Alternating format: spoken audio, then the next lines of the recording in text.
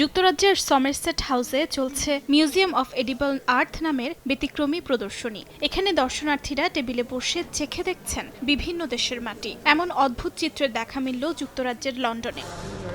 প্রদর্শনীর আয়োজক জানান, শতাব্দীর পর শতাব্দী ধরে নানা সংস্কৃতিতে মাটি খাদ্য, ঔষধ বা আচার হিসেবে ব্যবহৃত হয়ে আসছে। অন্তঃসত্ত্বা নারীর খাদ্যাভ্যাস, হজমের সহায়তা, ধর্মীয় আচার কিংবা চিকিৎসার প্রয়োজনে এই চর্চা চালু রয়েছে বিভিন্ন দেশে। প্রদর্শনীতে ৪৪টি দেশের ৬০০টির বেশি মাটির নমুনা রাখা হয়েছে বলেও জানান তিনি।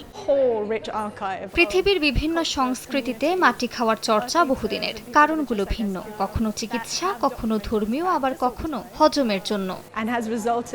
দর্শনার্থীদের জন্য এটি শুধু স্বাদ নেওয়ার অভিজ্ঞতা নয়, বরং একটি সাংস্কৃতিক উপলব্ধি। তারা জানান, ছোটবেলায় না বুঝেই মাটি খেতেন, তবে পরে জেনেছেন এটি অনেক সময় ক্ষুধা দমাতে সাহায্য করে।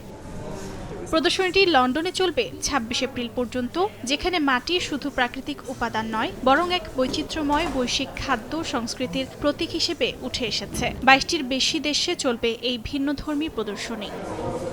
অর্জিতা শেহসিন, সময় সংবাদ।